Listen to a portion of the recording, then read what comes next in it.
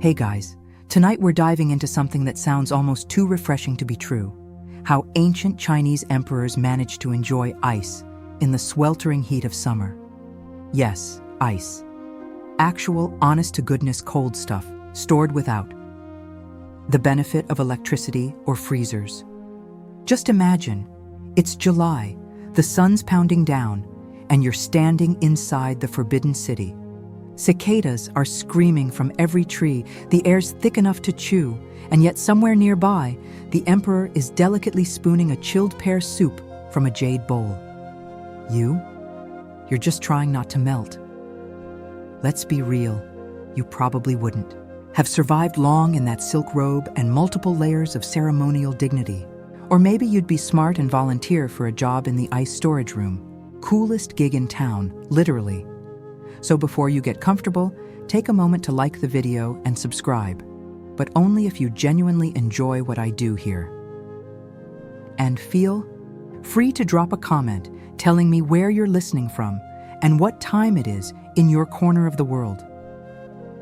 Now, dim the lights, maybe turn on a fan for that soft background hum, and let's ease into tonight's journey together. You drag your feet along the moss-covered corridor of the Forbidden City. The bricks beneath your soles are cool, as if they still hold the memory of winters long past. No sound of cars, no air conditioning, only the rustle of leaves and the wind threading through red-painted wooden windows. The temperature outside is around 38 degrees Celsius, but inside the Hall of Supreme Harmony, the Emperor chuckles softly as he sips a frozen plum drink. You can't help but wonder. In a time when even clean water was a privilege, how could an emperor keep ice through the entire summer? Not just for a day, but for months? No, it wasn't magic. It was a system of storage, transportation, and a politics as cold as the ice itself. The tradition of summer ice storage began in the Western Zhou and became widespread during the Warring States period. The ancients called it Bing Kang, a primitive cold chamber. But don't imagine steel shipping containers like today. No, what you're seeing are underground pits lined with straw, ash, and clay, capped with stone, then sealed with lime-mixed earth. Each chamber was a fortress against the sun, and every block of ice inside was as valuable as gold. And if you think this was a small affair, imagine this. Every winter, thousands of people participated in the Great Ice Harvest. When lakes froze over, thick slabs were carved, lifted with iron hooks, loaded onto sleds or ox carts, and hauled toward royal estates. Some historians debate whether the harvest was planned like rice collection, but archaeological evidence suggests checkpoints, logbooks, and court-issued mandates were involved. You kneel down by a paving stone. Was this slab rebuilt from bricks once lining ice pits? Some say bricks can remember temperature, but perhaps it is you who remembers the ingenuity of that era. And then, in the vast palace grounds, you spot something curious. A wooden cart with a canopy, holding 4 ceramic jars, carefully nestled in ash and dry grass. This isn't decoration. It's a refrigerator from the feudal era, used to store ice or at least to keep royal foods cool. It feels like stepping into a fantasy film. But no, everything here once worked. With precision, no electricity, no plastic, no industrial metal. Only humans, nature, and patient discipline.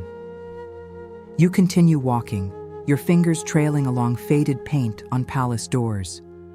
No voices, only the hush of night winds through stone cracks.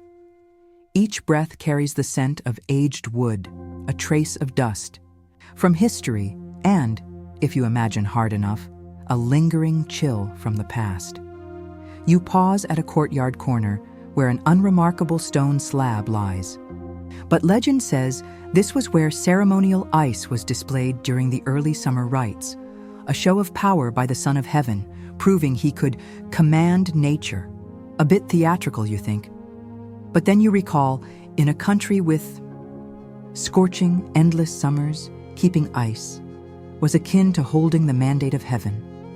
You wonder, Could there be, somewhere in a sealed-off chamber, not opened for centuries, a tiny sliver of ancient ice still surviving, stubbornly clinging to? Life sounds absurd, but in the Forbidden City, anything is possible. You leave the palace courtyard and follow a winding corridor that leads to a quieter part of the grounds, said to be where the very first ice cellars of the Warring States period once stood. Low walls covered in vines surround you, and the temperature noticeably dips, not by magic, but perhaps because this place was once designed to keep the cold. Back in the 4th century BCE, the feudal lords of ancient China didn't just compete through swords and strategies, they also battled through comforts. And ice was the ultimate symbol of power. You picture a warlord draped in heavy silk robes, sipping chilled tea in the middle of June, watching his guests wipe away sweat, just to make the point. Here, even summer obeys me. These ice cellars, known as bingxi, were built deep underground. Their thick brick walls and straw-lined floors provided insulation, while the curved ceilings prevented cold air from pooling and instead allowed it to circulate evenly. Some were even fitted with primitive drainage systems. You can still hear a faint trickle, like whispers from winters long gone. You reach out and touch the cool, damp stone wall. It's cold. Cold enough to make you shiver, despite the 40-degree heat outside. But you welcome it. It feels like you've stepped out of time, a small crack in the present where ancient winters still linger. Then, you imagine the solemn ice storing ceremony. Each winter, as lakes froze over, entire teams of soldiers and laborers were mobilized to harvest ice.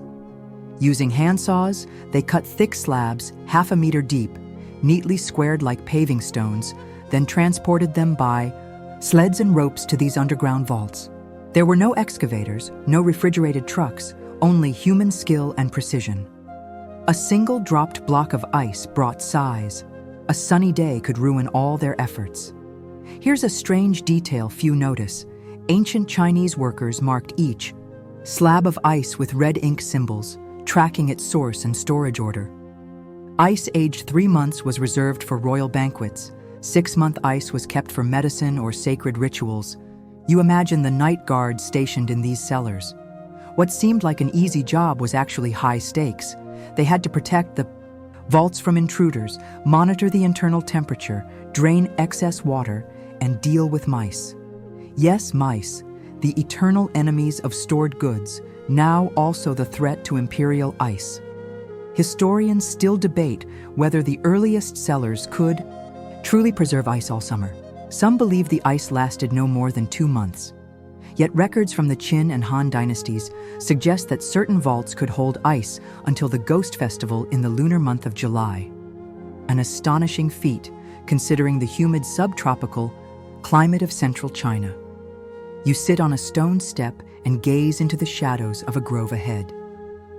It was once used as a transfer station, where jars of ice were staged before delivery to the palace.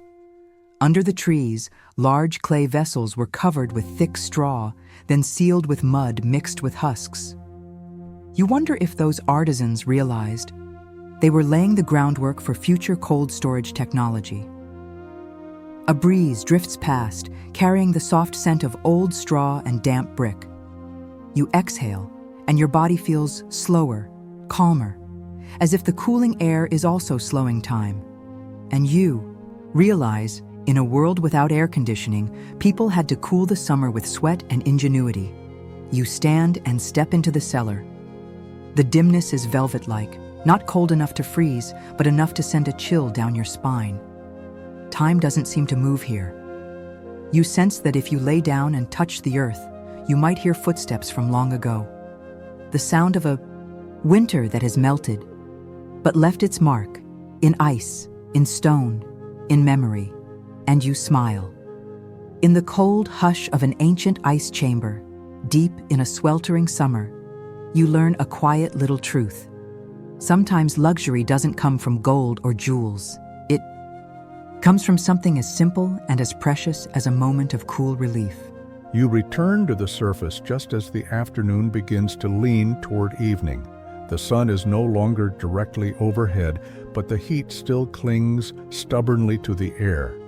You walk slowly down a shaded corridor, following the path toward an ancient storage site, one where, during the Han Dynasty, the first ice engineers had refined the art of cold preservation. It wasn't just about burying ice deep or covering it up. It was an actual science with deliberate designs, material, coordination, and precise timing.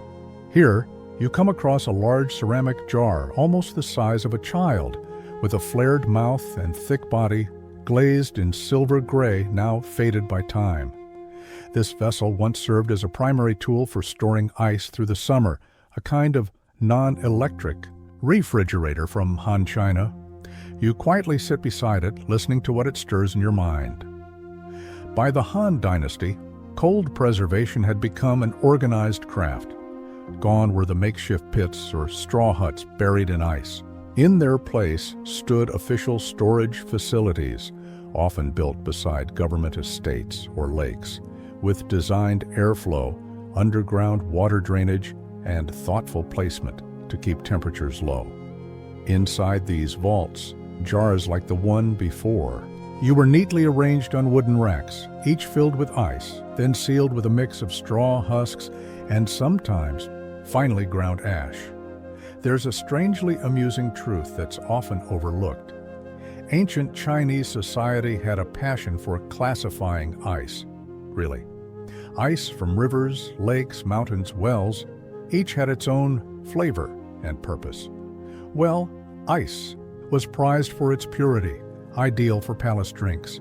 Lake ice served for food storage, and mountain ice, especially the kind that never melted year-round, was considered sacred. It was used in rituals, medicine, or offered to the emperor as a luxurious gift.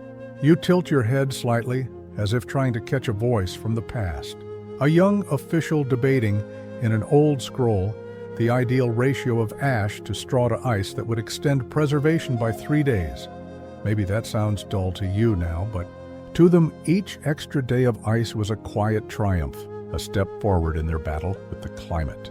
Historians still debate whether the Han truly used insulated metal boxes to store ice, airtight bronze containers with double walls and insulating layers of air or ash.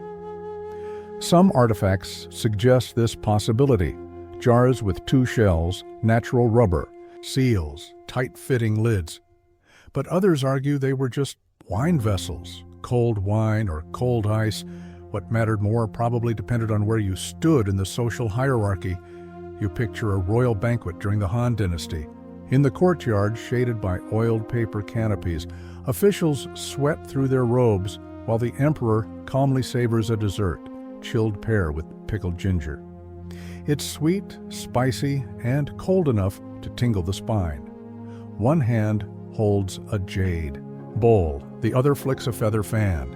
He smiles and asks, "Does summer feel gentler today?" You can almost hear the chorus of agreement, though everyone's probably just dreaming of a single sliver of ice in their tea. You run your hand along the rim of the jar. There's a crack, sealed long ago with tree resin. Maybe it came from a harsh summer or a failed delivery. You feel a quiet sympathy for the ice keepers, those whose work demanded a jeweler's precision. One hairline fracture, one loose lid, and an entire season's worth of cold could disappear overnight. In that moment, you realize preserving cold isn't just about comfort. It's about the longing to master nature. It's the hope that no matter how scorching the summer becomes, there will always be a corner of cool, a place to retreat, and remember that we are not completely powerless. You let out a quiet breath. Above you, a cat stretches on the wooden beam and meows.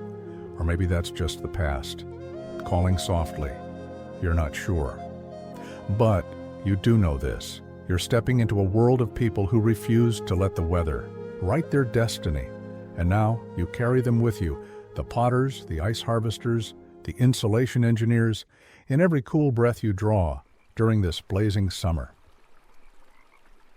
Evening begins to settle.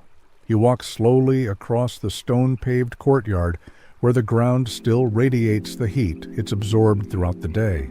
Then you pause beside a faded mural. It shows a group of people descending a mountain trail, their backs bent beneath bundles of ice wrapped in coarse cloth and dry leaves. Their eyes are steady, their steps even, and the whole scene seems draped in an imaginary veil of cold mist. You realize you're entering a part of the story few ever tell the true origin of the ice, not from underground chambers or glazed jars, but from nature itself, and how in ancient China, a vast and intricate ice transport network was created to carry frozen treasures from the mountains down into the heart of the cities. Each winter, when snow blanketed the peaks of Mount Tai or the Kunlun Range, the imperial court would dispatch teams known as Bingfu ice porters to harvest natural ice from high altitudes. Many of them came from traditional villages, skilled in reading the thickness of the ice, cutting along the grain to prevent cracking, and, perhaps most importantly, walking lightly so that their body heat wouldn't melt the precious load. You imagine the scene. Early morning, the entire valley echoing with the rasp of handsaws, the soft hiss as slabs of ice are pulled free from the frozen lakes. Each block is loaded onto wooden sleds, then carefully covered with dried lotus leaves and hemp cloth soaked in mud. And then begins the long journey, down mountain paths, past supply checkpoints, timed to match ancient schedules still preserved in the writings of court historians. There's an odd truth few people know. To keep the ice from melting too quickly, the porters traveled mostly at night. By day, they built shelters of mud and grass to rest in shifts and conserve energy. And at night, when you were likely curled beneath a winter blanket, they marched under moonlight, carrying ice more precious than gold. You smile, remembering an old saying, carrying ice is like cradling the moon in summer. Light, fragile, and gone in an instant, if mishandled. A bit like love. Or the first spoonful of sorbet in early spring. Some veteran ice porters had clever tricks. They would soak the cloth wrapping the ice in concentrated salt water so that, as the moisture evaporated, it drew away heat, an early form of evaporative refrigeration. No physics degree required, just persistence and the wisdom of lived experience. Historians still debate whether official ice routes existed, like the tea or salt roads. Some Song Dynasty documents mention Biangdao, ice paths, redrawn, each year based on snow levels, river conditions, and even tiger activity in the forests. Because really, no one wants to lose their life over a block of ice. You step inside an old warehouse where a model ice sled is on display. Its wheels are wrapped in oiled fabric to reduce shock. The cart itself has two layers, one filled with charcoal ash, the other tightly packed dried moss.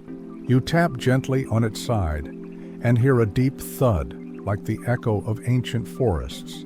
It reminds you, every block of ice that reached the emperor was the result of a journey over mountains, through wind, across time itself.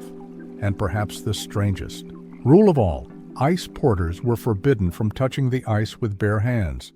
Court laws stated clearly, if a block melted from body heat, the offender would be punished by having ice water poured over them for an entire gang watch period.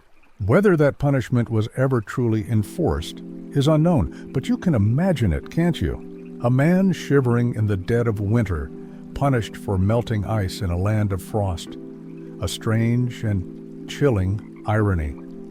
You quietly exit the warehouse, walking alongside a tall stone wall. The moon is high now, casting a pale blue glow over everything. There's no sound, only the soft rustling of old pine leaves in the night wind. And in your mind, you picture a caravan of ice porters still walking somewhere, maybe inside a dream, carrying perfect crystal blocks across a sea of fog. You keep walking, light as the ice itself, cold but clear, precious not because of its brilliance, but because of its fleeting, fragile life.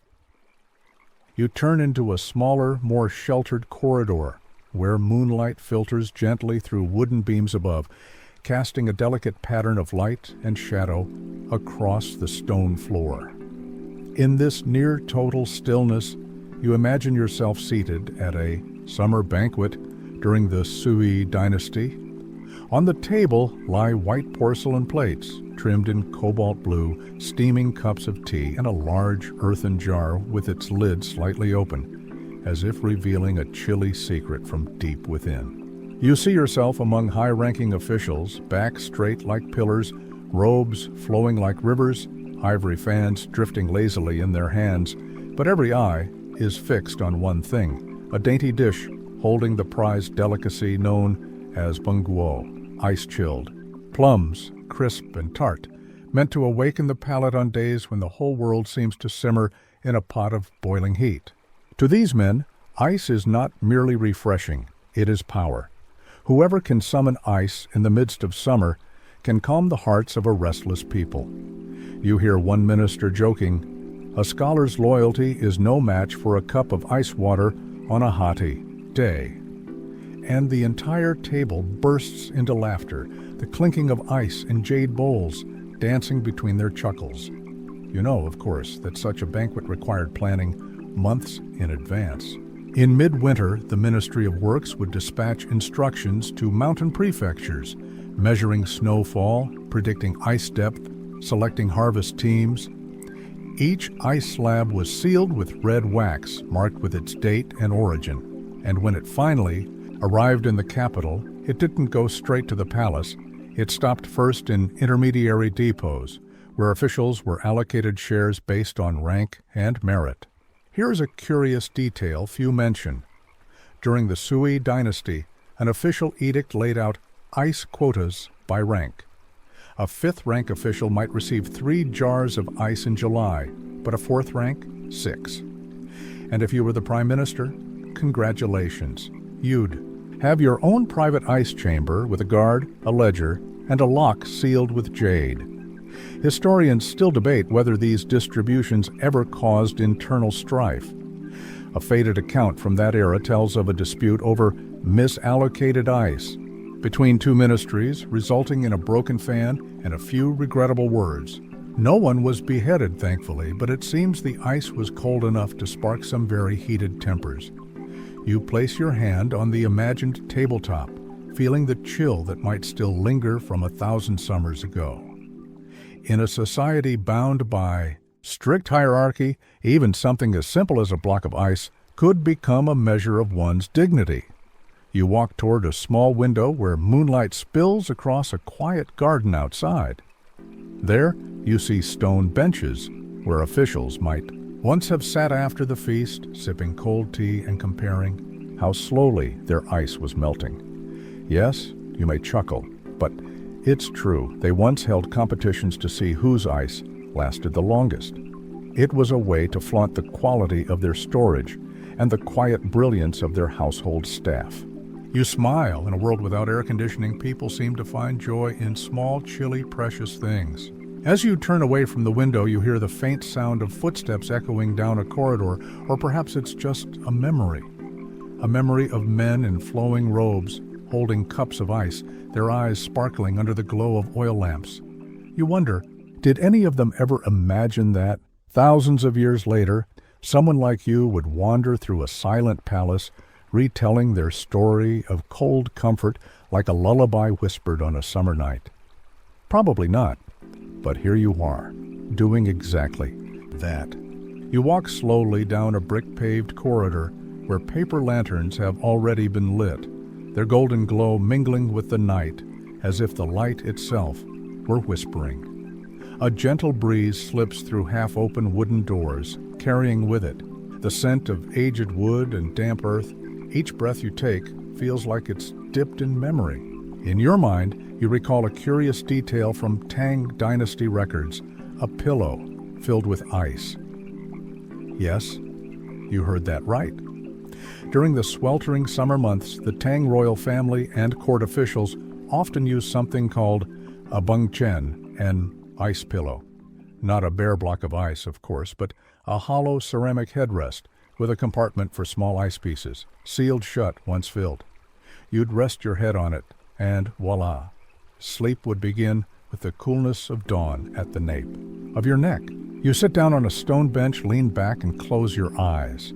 You imagine the feeling of laying your head on a porcelain ice pillow, sharp and bracing at first, then fading into a gentle chill, like still water in a clay jar. No electric fans, no mechanical hum, just the slow rhythm of the night. And your heartbeat sinking softly into the dark. In the Tang era, cooling wasn't just a necessity, it was an art. Aristocrats didn't only use ice for food and drink, they integrated it into their architecture. Some homes had ancient rooftop water fans. Flowing water turned large wheels, which in turn powered ceiling-mounted bamboo fans.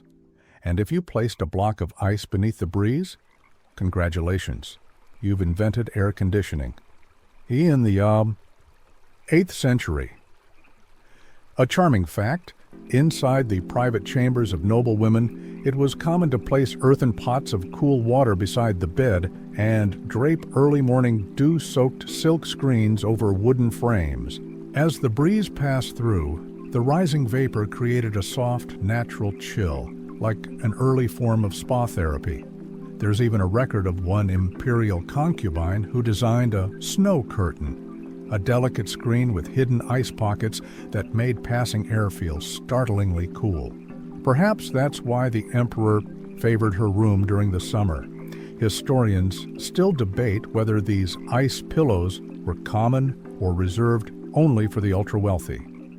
Some surviving artifacts are intricately designed, etched with drifting clouds, blooming lotus, or even a sleeping cat curled over its nose.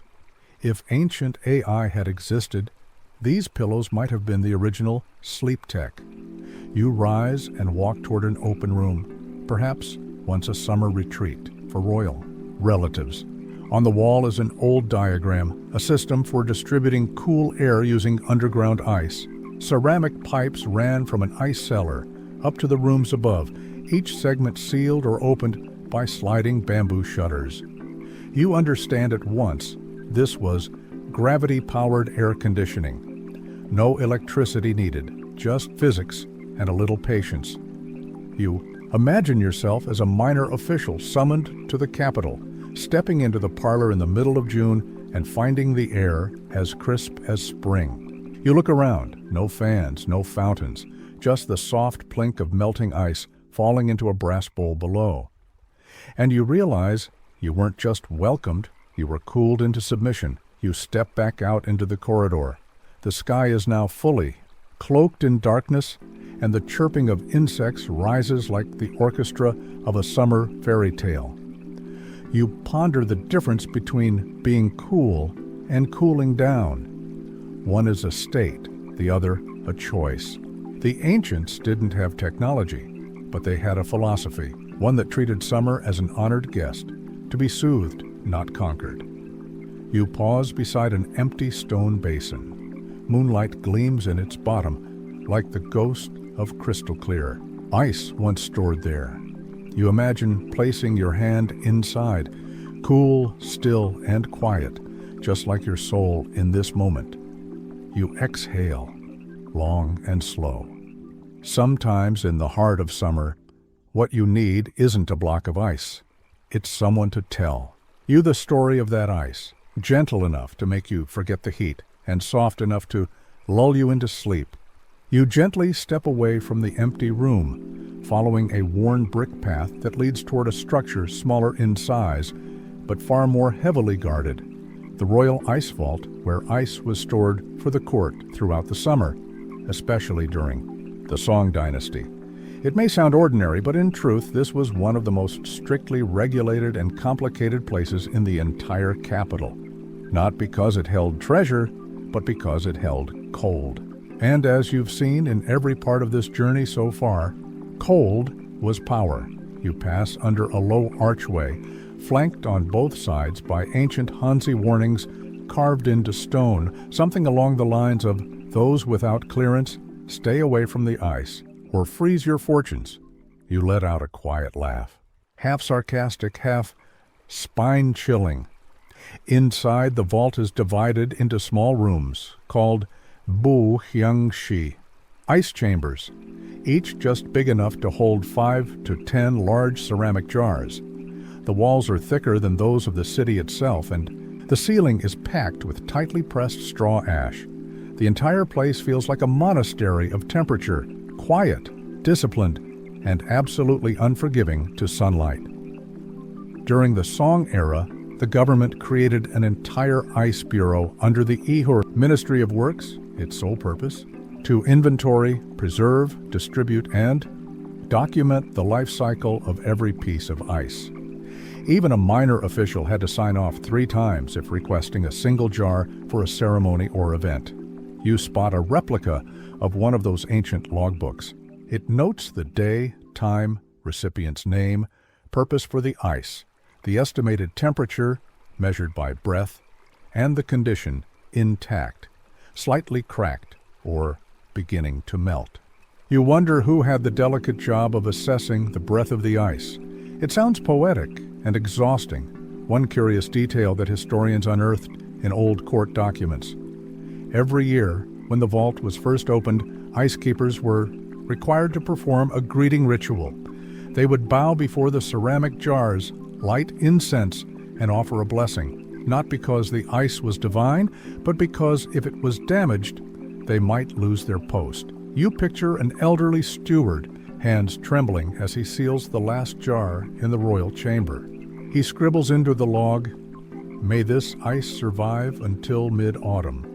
A short line, but heavy with pressure. You turn into a narrow hallway, the former distribution wing.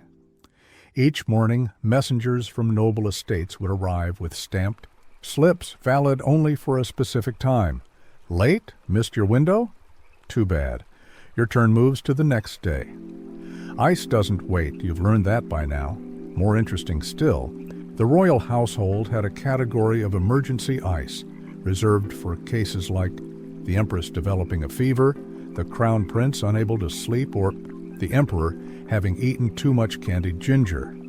This ice was stored separately, sealed with red thread and guarded by soldiers, as if it were medicine or gold. Historians still debate whether this distribution system was ever corrupted. One record tells of an ice-switching scandal. An official replaced real ice with compacted shards, then sold the genuine ice to wealthy elites on the black market.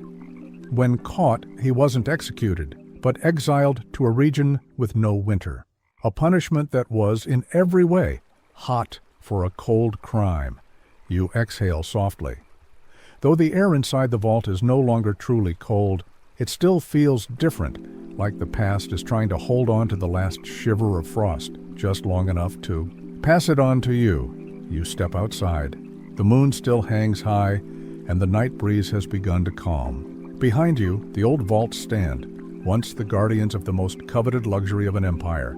Not jade, not gold, but a single block of ice, intact in the middle of June. You smile to yourself. Perhaps true power doesn't lie in who holds the ice, but in who understands the worth of one small piece on a long, hot, weary summer day. You leave the main ice vault behind, walking slowly along a bamboo-shaded path that leads toward the old residential quarters of Chang'an, once the thriving heart of trade and culture during the Tang and Song dynasties. There are no more ceremonies here, no grand robes or imperial rituals, just thatched rooftops, humble tea stalls by the roadside, and bursts of laughter echoing from a late-night market corner. Here, you stumble upon something the history books often overlook. Ordinary people had their own way of enjoying ice, even if it was just leftover shards.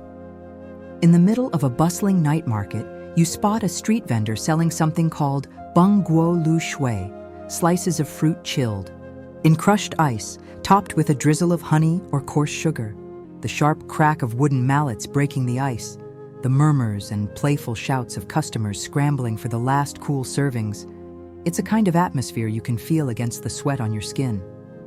The vendors here typically bought surplus ice, cracked ice, or expired ice from official storerooms, or sometimes the black market. It was cheap, but oh so precious, especially on days when the temperature climbed past 40 degrees, when even a sugarcane drink couldn't cut the heat, but a single chilled plum might just feel like a pardon from the sun. You settle onto a low wooden stool, holding a small porcelain cup with iced plums. The cold has mostly faded now, lingering like morning dew after a night's rain. A grandmother hawking her goods nearby glances at you, smiling as she says, "People get cranky on days without ice." You nod. She's right. A charming little fact. During the Song Dynasty, some modest eateries even invented something called boiled ice. Ice briefly dipped in boiling water to sanitize it before adding it to chilled soups. Who knows if it worked, but at least they had invented a form of culinary sunscreen. Historians still debate whether the middle class had regular access to ice. Some records suggest small ice satchels, lined with lotus leaves and containing a single icy pebble, were sold as summer gifts. Parents would hang them on their children's foreheads to ward off heat stroke. You see a child dart past, a small pouch tied around their neck, exactly like the descriptions in ancient texts. Maybe there's an icy stone inside, or maybe it's just cool water. Whatever it is, it feels far more precious than any modern air conditioner. A few steps further, you find a tiny dessert stall. The owner, an old man with a silver beard and a rough linen shirt, is carefully breaking apart a cloudy block of ice in a wooden tub. He moves slowly, deliberately, as if each strike were part of a ritual. When he hands you a bowl of lotus seed, "Soup," he says softly. "Not everyone can cool down summer, but a little bit is enough." You hold the bowl in your hands. The cold seeps into your fingers, spreads to your wrist, and somehow it feels like even your thoughts begin to slow, like the hush that follows a sad melody's final note. You realize ice was never just something to be stored, guarded, or served in royal rites. It was something to be shared. A single piece of ice dropped into a humble bowl on a hot summer's street corner might be the greatest gift in someone's day. In a world without electricity or refrigerators, people found ways to cool themselves, not with machines, but with kindness and a touch of creativity. You leave the market behind, walking slowly beneath a row of lanterns that are beginning to fade. Each lantern feels like a little moon that's just gone out, leaving behind the faintest glow and just enough coolness to guide you gently into sleep. You follow a dirt path that winds away from the night market, the glow of lanterns slowly giving way to moonlight, filtering through the branches of ancient cypress trees. The chorus of night insects hums in steady rhythm like a familiar lullaby. The air has cooled noticeably, and you find yourself breathing slower, as if the whole world is gently lulling you into a state of quiet, dreamy coolness. Along the way, you pause beside a modest thatched house where a small group has gathered. Around a bamboo table, sipping tea, playing chess, and not an ice cube in sight. Not everyone has ice, and you know that. But the people here have their own ways of staying cool, without ever touching a single shard of it. You listen to an old man chuckle, "Ice is precious, but wind is free." And it's true. Since ancient times, the Chinese have developed all sorts of handmade cooling methods, from architecture to herbs, from water to breathing itself. You step into a small traditional house. The ceiling is low, the walls made from woven bamboo, and the windows are designed to let the breeze in while keeping the harsh sun out. The floor is laid with unglazed terracotta tiles, poor at retaining heat, which, ironically, makes them perfect for lying down on in summer. In the corner, there's a large clay jar filled with smooth pebbles and fresh mint. The family dips a bamboo scoop into it, splashing water on the walls, then fanning gently with paper fans. The rising vapor, infused with mint, spreads through the room like a soft sigh.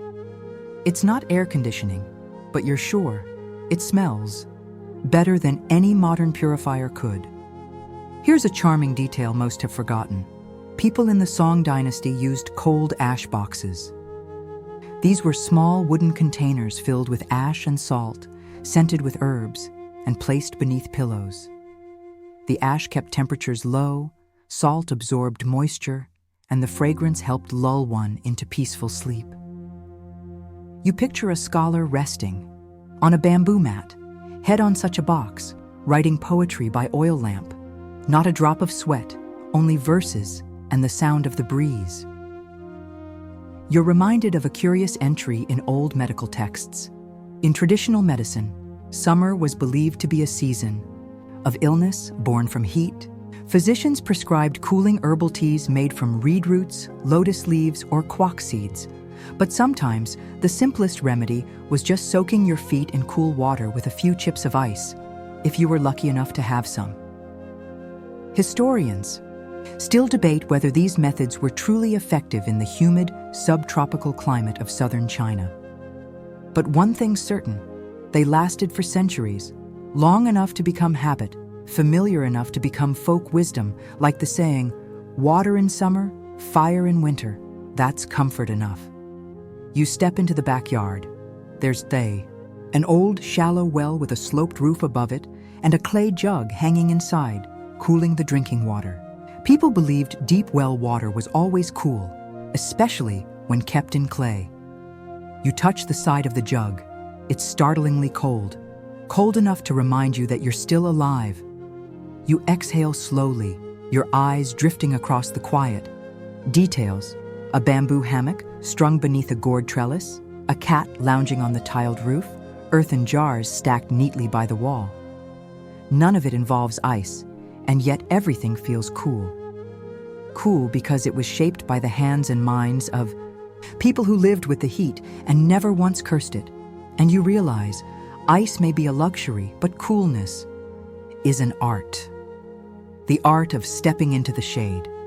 The art of knowing when to speak and when to fall silent. Of simply sitting down, closing your eyes, and letting the wind do the rest. You walk away, the night deepening around you. In your heart, there's no longer a longing for ice, only a quiet wish to live slowly, like these people do, beneath the sun, yet always with a corner of cool to call their own. You return to the winding stone path that cuts through the royal gardens, where silent stone statues stand watch as if they've been waiting for you for centuries.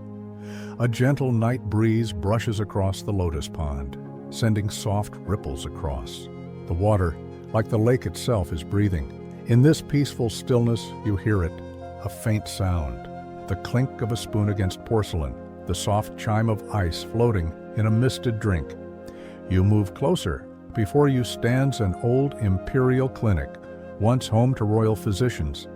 And here, you begin to discover an often overlooked chapter in the story of ice, its role in the practice of traditional Chinese medicine. You step through a slightly open wooden door into a quiet room lined with bamboo shelves, ceramic jars, and aged scrolls the color of parchment. In the center sits a low table, and upon it, a bowl of herbal decoction gently cooled by ice. Yes, that's right. Ice wasn't just used to refresh the palate. It played a healing role too, used to bring down fevers, cool the internal organs, and soothe conditions of excess heat, according to the principles of yin-yang and the 5 elements.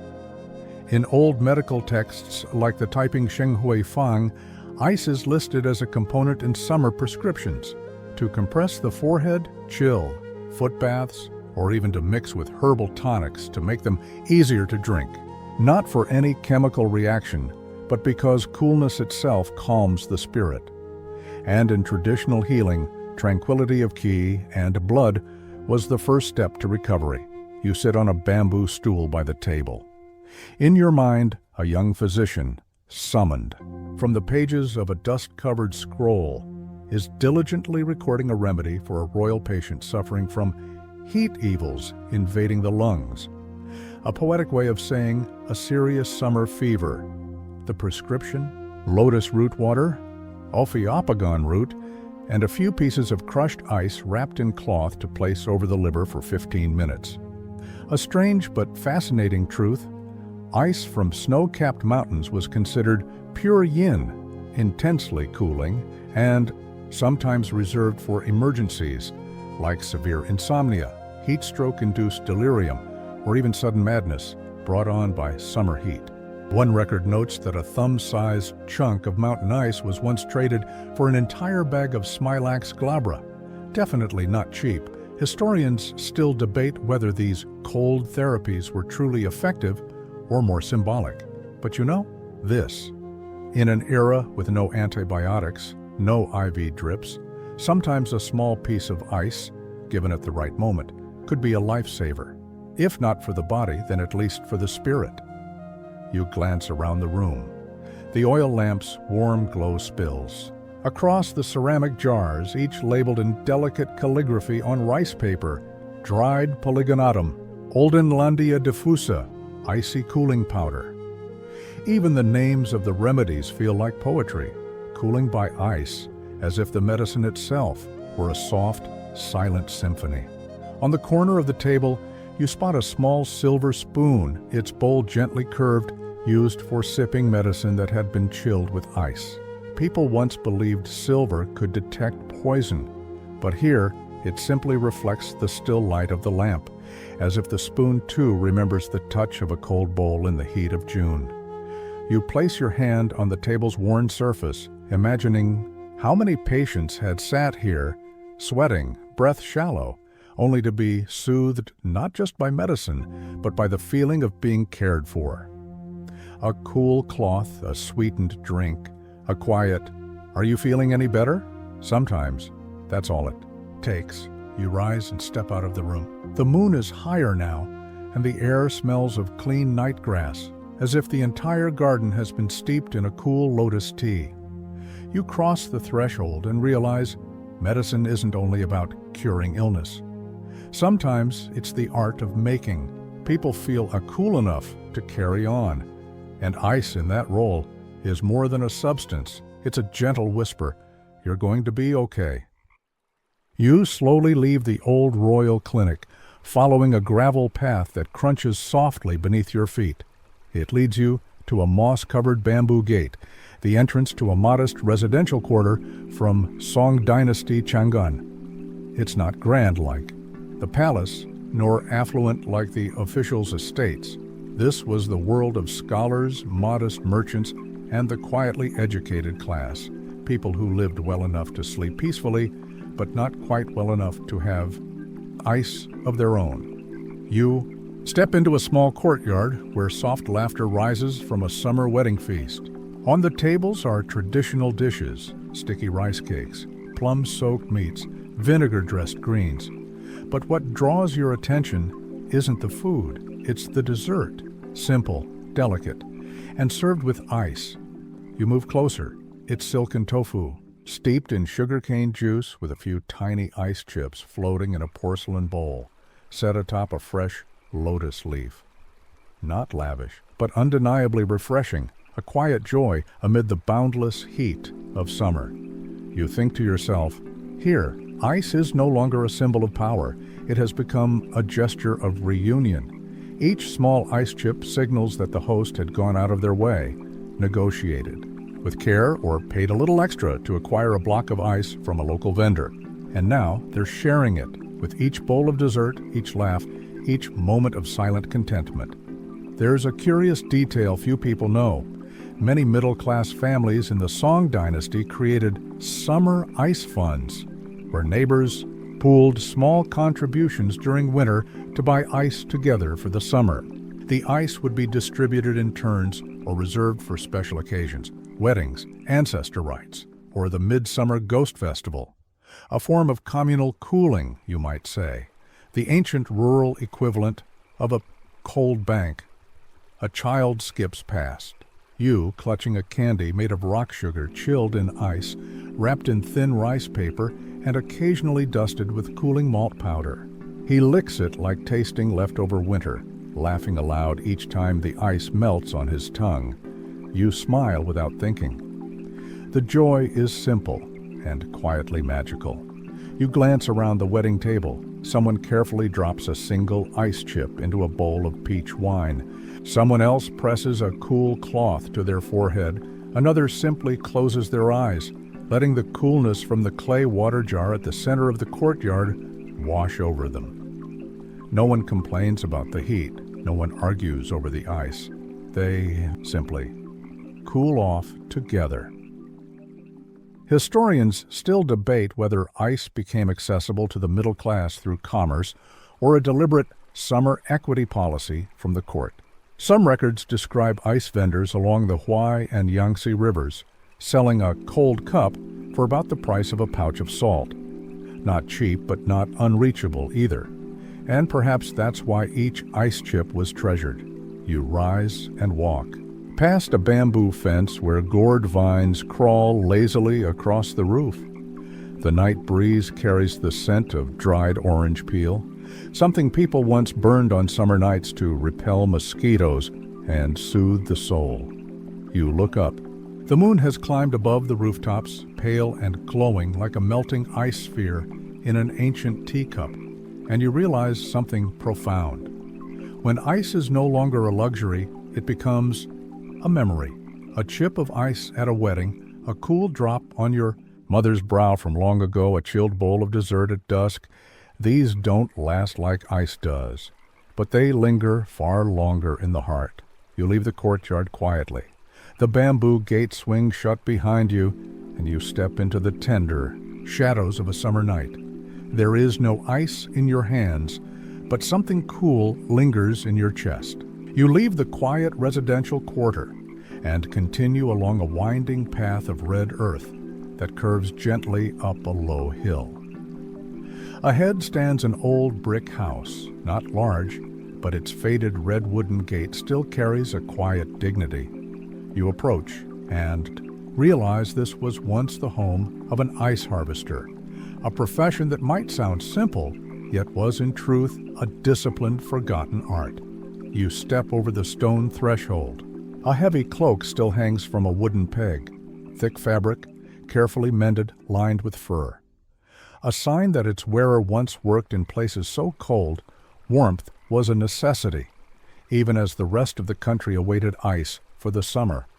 On a low wooden table lie old tools, coiled ropes, curved iron hooks, a handsaw, and a long bamboo rod etched with even notches, used to measure ice thickness. You picture the ice harvester stepping alone onto a frozen lake in the dead of winter, each step probing the ice, bending low to tap its surface and listen for the echo from the depths below. An echo only those who have lived and risked their lives with ice would truly understand. You flip through the yellowed pages of a notebook, the handwriting slightly slanted. The river ice at Chang tonight is 2 fingers thinner. The western wind slices the face like a blade. Harvested 8 blocks, 2 cracked from striking too hard. You pause, imagining the writer curled up in a canvas tent, hands cracked from cold, yet still recording every detail, as though ice wasn't just meant to be delivered, but remembered. A curious truth. Ice harvesters were granted official titles by the court, not for status, but for accountability. Ice was a critical resource. If the yield was poor or the ice melted too soon, the harvester might be demoted or reassigned to supervise a brick kiln hot enough that the symbolism couldn't be missed. Historians still debate whether ice harvesters were considered civil officials or simply craftsmen. Some dynasties gave them minor ranks to ensure administrative responsibility, while others paid them per block, turning them into the earliest form of cold chain entrepreneurs, blending state and private management in what might be the first refrigerated logistics startup.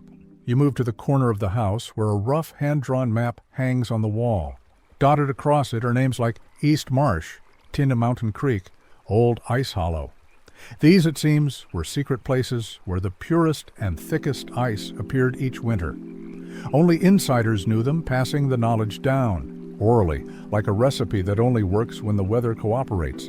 You sit on a worn wooden stool, sensing that this room, though long without ice, still holds its solemn air.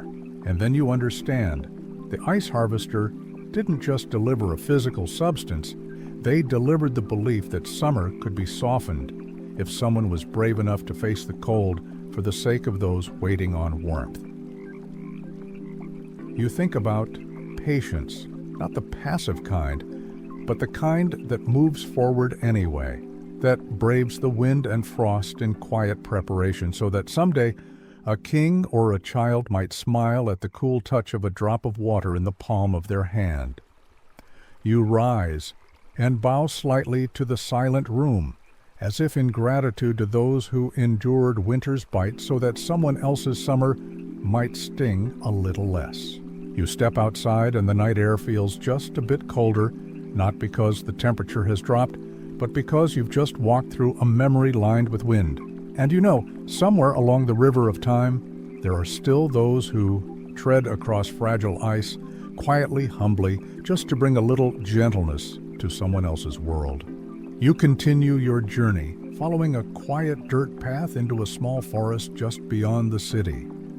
The moonlight, filtered through ancient cypress branches, falls only in scattered streaks, as if unsure whether it should disturb the night. In this dim hush, you arrive at an old stone depot, once a royal vault for cold treasures, now little more than a ruin. You gently push open the weathered wooden door. It creaks, echoing into the empty space like a yawn from history, long undisturbed.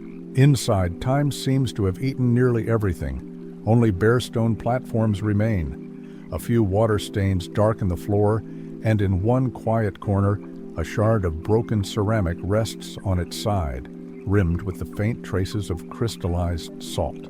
You bend down, lift the fragment, and suddenly the past begins to stir. You imagine the room alive again, warehouse attendants in coarse cotton robes, wooden clogs tapping against the stone, carefully placing jars of ice into their designated spots, layering straw over each one like wrapping summer's gift. No commotion, no fanfare, just the cold stillness, tended with a kind of reverent obsession for detail. One curious fact, often overlooked: during the Ming Dynasty, central ice storage facilities were considered sensitive state assets. In the imperial regulations, there was even a clause declaring unauthorized access to the ice vaults equivalent to embezzlement. It was that serious. In fact, on a particularly sweltering summer night, when the Empress had a sudden fever and urgently needed ice, the gatekeeper still insisted on 2 supervisory signatures and a red official seal before opening the vault. Ice, just ice, required a decree to be withdrawn. You sit on a cold stone step beneath the wall, your hand trailing across the smoothed surface. Perhaps this was where the last jars of ice were stored each summer. People once called them last. Ice reserved only when all others had melted or emptied. Like the final guest to leave a banquet, tinged with a quiet sadness, yet holding something undisturbed. On one wall, faint carvings catch your eye, perhaps a small map of the vault's layout, or maybe reminders. Level 1, ceremonial ice. Level 2, reserves. Level 3, for the prince and empress. Level 4, sealed, do not use. You wonder what might have been stored on level 4. A jar kept as a relic, or a block no one dared disturb for fear it might melt the past. Historians still debate why certain ancient ice vaults had sealed-off levels. Some believe they were thermal buffers, air pockets to stabilize the temperature. Others argue they held ceremonial ice, meant for royal funerals, a symbolic gesture of purity and repose, promising that the soul would not suffer heat in the afterlife. You exhale slowly, watching a thin wisp of breath dissolve into the dark. The story of ice has now drifted into more contemplative territory, where cold is no longer just a physical sensation, but a way we humans try to define memory. And morning, you rise and step outside. The wooden door gently swings shut behind you, as if it too wishes to keep those quiet secrets safe. Outside, a soft breeze has begun to stir. The rustling leaves sound like silk pages turning in the night. You gaze into the distance, where once a river of ice may have flowed, where frozen ponds lay half a foot thick, and where people once braved the cold to preserve something incredibly fragile, coolness for someone else, and you understand. Sometimes the greatest treasures aren't gold or scrolls, but an empty stone vault that once held a jar of ice, and still, hundreds of years later, manages to keep a little bit of that chill in the heart of the one telling its story. You leave the old stone vault behind, walking along the moonlit edge of a dry riverbed, and a strange question begins to echo in your mind. If the ancients were so clever and resourceful in preserving ice, why didn't they invent the refrigerator?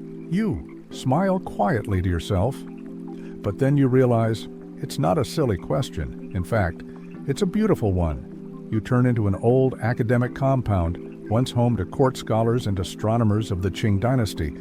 Here, not only books were kept, but also unfinished ideas, half-shaped dreams, and among them, the dream of a self-cooling chest. You find a sketch drawn in old ink, showing a double-walled wooden box with a water wheel powering small copper fans, meant to circulate cool air into the food chamber. A note scribbled in the margin reads, "If wind can be made with water vapor, perhaps ice will no longer be needed." Not scientifically accurate by today's standards, but still a revolutionary idea, especially in the 18th century. A little-known fact, during the reigns of Emperor Jia Qing and Xianfeng, a group of scholars was tasked with a nearly impossible mission: preserve ice across 2 seasons. That is, not only to store it through the summer, but all the way into the next winter.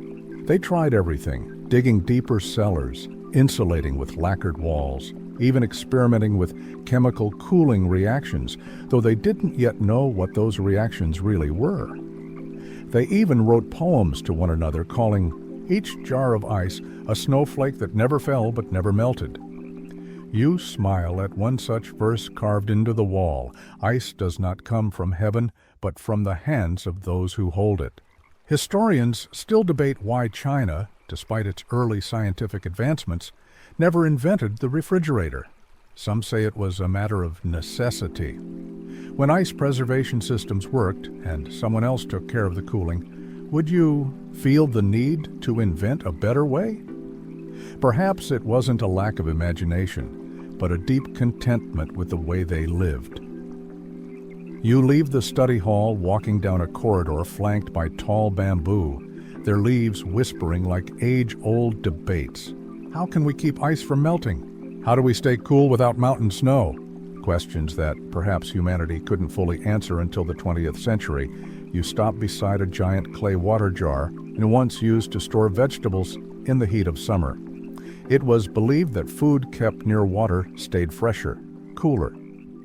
True, enough. But there was something more curious. Some families would drop stones into the jar, carried down from mountain peaks, believing these rocks held on to winter's breath. No one could prove whether it was real. But you understand, belief too is a kind of technology, a way to move through the world a little more lightly, even when we don't have all the answers. You sit down, leaning against the wooden wall, watching the moon's reflection ripple on the brick floor. And in that moment, it becomes clear.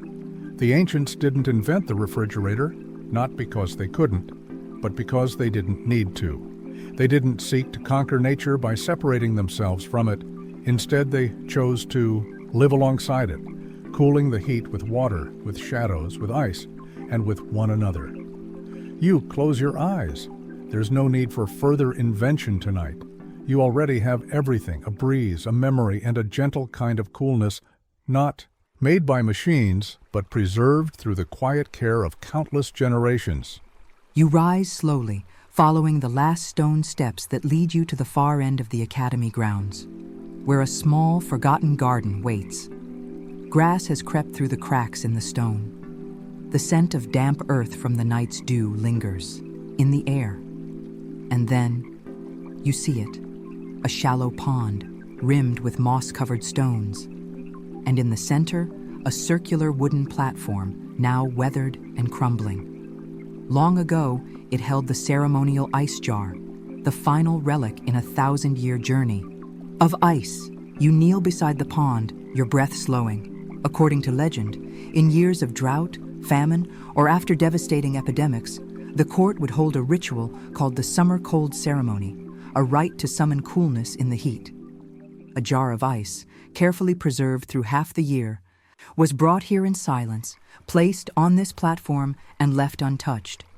People believed the cold within that ice, drawn from the heart of a frozen winter, could soothe restless spirits and ease the fever of collective unease. And when it melted, the last drops would seep into the ground, carrying with them the heat, resentment, and exhaustion of a troubled season. A quiet truth.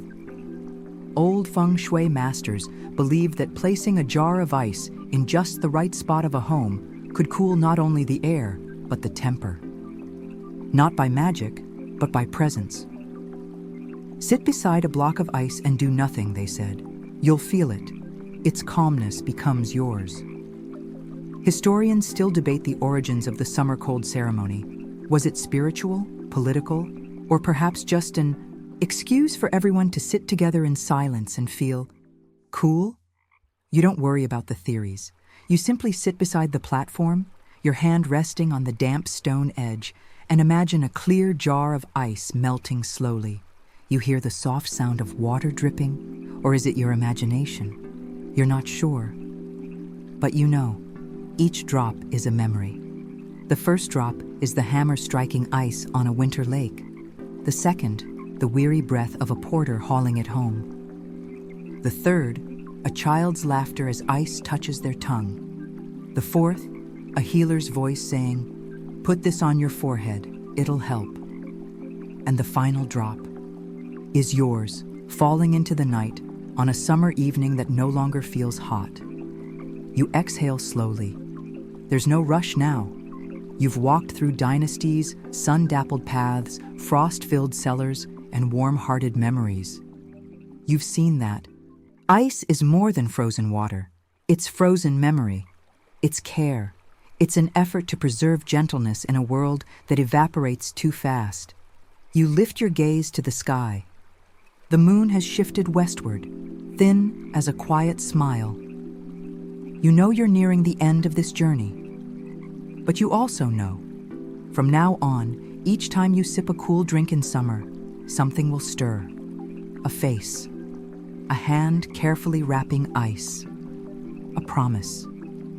Made softly, and maybe, on some night, you'll tell this story too. Whispered through a breeze, a blanket, or into the heart of someone who just needs a reason to soften. And now, you're lying down. Your shoulders have relaxed. Your chest is rising and falling, ever so gently. No more hammers, no more fans, just the sound of you. Slowly drifting into a dream. Let everything melt away like the last little ice cube in. A quiet cup of tea. No need to hold on to anything, because you've held enough. End of script. Sweet dreams. How kings slept. Bedtime rituals from around the world. Have you ever wondered how kings, emperors, and ancient sages went to sleep? Not the dramatic bedtime of fairy tales, but the quiet, peculiar, and sometimes oddly charming bedtime rituals from real history. Let's begin in 14th century France. King Charles VI, known as Charles the Mad, had a bed made entirely of iron, covered in thick tapestries. Why iron? Because he believed it would protect him from poison, not just in his food, but even in the air.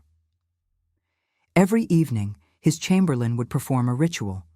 All candles were to be extinguished one by one. The room aired precisely 7 minutes before. He entered, and only his sworn valet could touch the bed linens. Now let's float east, to Japan during the Edo period. Samurai and scholars didn't sleep on beds. They slept on thin tatami mats and rested their heads on wooden pillows. Yes, wooden, which were believed to keep posture proper and hairstyles neat. Imagine the silence of a Kyoto night, the icy rustle of bamboo in the garden, and a disciplined warrior carefully laying down on a mat, adjusting his kimono, resting his neck on a block of wood, and closing his eyes. In the heart of the Inca Empire, the Sapa Inca, the emperor, slept in solitude. His chamber had no guards, only rows of golden llama statues. His bedding was made of alpaca wool, prepared each night by temple maidens. They would whisper ancient blessings to protect his dreams. To the Inca, sleep wasn't just rest, it was divine communication. Dreams were sacred. In medieval Iceland, a curious habit known as two sleeps existed. People would sleep a few hours after dusk, then wake up in the middle of the night to chat, tend the fire, maybe even write poetry before returning to bed. That quiet hour was called the waking hour. It was a gentle pause in the night, a moment to breathe, reflect, snack, or sit in stillness with one's thoughts. In Mughal India, emperors like Shah Jahan, who commissioned the Taj Mahal, drifted to sleep under perfumed canopies. Musicians played soft ragas, servants sprayed rosewater in the air, pillows were stuffed with feathers of sacred birds. And finally, we find ourselves in ancient Egypt. Pharaohs used stone headrests, yes, actual carved stone, which they believed preserved the soul and protected the body from evil spirits during the night. It's hard to imagine falling asleep on a slab of granite, but sleep, like history, comes in many strange shapes. How kings slept, bedtime rituals from around the world. Have you ever wondered how kings, emperors, and ancient sages went to sleep? Not the dramatic bedtime of fairy tales, but the quiet, peculiar, and sometimes oddly charming bedtime rituals from real history. Let's begin in 14th century France. King Charles VI, known as Charles the Mad, had a bed made entirely of iron, covered in thick tapestries. Why iron? Because he believed it would protect him from poison, not just in his food, but even in the air. Every evening, his chamberlain would perform a ritual. All candles were to be extinguished one by one. The room aired precisely 7 minutes before. He entered, and only his sworn valet could touch the bed linens. Now let's float east, to Japan during the Edo period. Samurai and scholars didn't sleep on beds. They slept on thin tatami mats and rested their heads on wooden pillows. Yes, wooden, which were believed to keep posture proper and hairstyles neat. Imagine the silence of a Kyoto night, the rustle of bamboo in the garden, and a disciplined warrior carefully laying down on a mat, adjusting his kimono, resting his neck on a block of wood, and closing his eyes. In the heart of the Inca Empire, the Sapa Inca, the emperor, slept in solitude. His chamber had no guards, only rows of golden llama statues. His bedding was made of alpaca wool, prepared each night by temple maidens. They would whisper ancient blessings to protect his dreams. To the Inca, sleep wasn't just rest. It was divine communication. Dreams were sacred. In medieval Iceland, a curious habit known as two sleeps existed. People would sleep a few hours after dusk, then wake up in the middle of the night to chat, tend the fire, maybe even write poetry, before returning to bed. That quiet hour was called the waking hour. It was a gentle pause in the night, a moment to breathe, reflect, snack, or sit in stillness with one's thoughts. In Mughal India, emperors like Shah Jahan, who commissioned the Taj Mahal, drifted to sleep under perfumed canopies. Musicians played soft ragas. Servants sprayed rosewater in the air. Pillows were stuffed with feathers of sacred birds. And finally, we find ourselves in ancient Egypt. Pharaohs used stone headrests, yes, actual carved stone, which they believed preserved the soul and protected the body from evil spirits during the night. It's hard to imagine falling asleep on a slab of granite. But sleep, like history, comes in many strange shapes. So tonight, as you settle into your soft mattress, think of kings under iron canopies, samurai on wooden pillows, and emperors among golden llamas. Sleep well, dream curiously. The Last Teacup of Napoleon. Quiet moments of famous lives. Some names in history arrive like thunder. Napoleon is one of them. A general, a strategist, a ruler who reshaped Europe with marches and declarations. But this is not a story about thunder. This is a story about tea. Not in the grand halls of Versailles, nor on the battlefields of Austerlitz, but in exile on the lonely, windswept island of St. Helena. There, stripped of his empire, his army, his pageantry, Napoleon found himself again in a teacup. Each morning, the sea mist would roll over the cliffs, softening the stones and the silence. The kettle in Longwood House was warmed not just to boil water, but to revive something softer. Memory, habit, perhaps even a hint of grace. His valet, Marchand, selected the leaves with slow precision, not too bitter, not too floral. He prepared it in the same cup each time, porcelain, edged in faint blue, one small chip near the rim.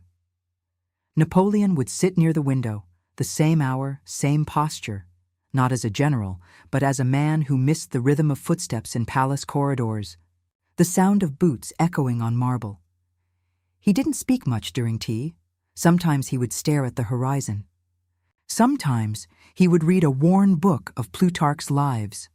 Sometimes he would simply breathe, the steam curling around his face like a forgotten fog of France. It was during these quiet mornings that he seemed most human. No proclamations, no flags, just a man holding warmth between his palms. And he was not the only one. In a small village outside Kyoto, many years earlier, another man, unknown to history, did the same. A retired calligrapher whose hands once danced with brush and ink now spent his mornings steeping genmaicha. He had no empire, no exile, but he too drank in silence. And in his silence was peace. In Russia, during a long winter, Leo Tolstoy wrote in his diary about the joy of a glass of hot tea by the samovar. "It is not the drink," he wrote, "but the pause that it creates." And in Ghana, along the edge of Accra, a grandmother named Ayo brewed lemongrass and ginger for her grandchildren. She told them, "Sip slowly, or you will miss the story." Tea, you see, is rarely about the liquid. It is about the space it creates, the slowness it permits, the quiet it invites. In St. Helena, Napoleon would finish his tea and sit a while longer. Some mornings he would hum, low, almost inaudible, a tune he remembered from Corsica, perhaps, a lullaby his mother once sang. History may never write that melody down, but it lived just for a moment in that quiet room. So tonight, as you reach for your own cup, remember this. Even the loudest figures in history needed their silences, their rituals, their teacups. And in that stillness, they were not emperors or writers or generals. They were simply people. Some names in history arrive like thunder. Napoleon is one of them, a general, a strategist, a ruler who reshaped Europe with marches and declarations. But this is not a story about thunder. This is a story about tea, not in the grand halls of Versailles, nor on the battlefields of Austerlitz, but in exile on the lonely, windswept island of St. Helena. There, stripped of his empire, his army, his pageantry, Napoleon found himself again in a teacup. Each morning, the sea mist would roll over the cliffs, softening the stones and the silence.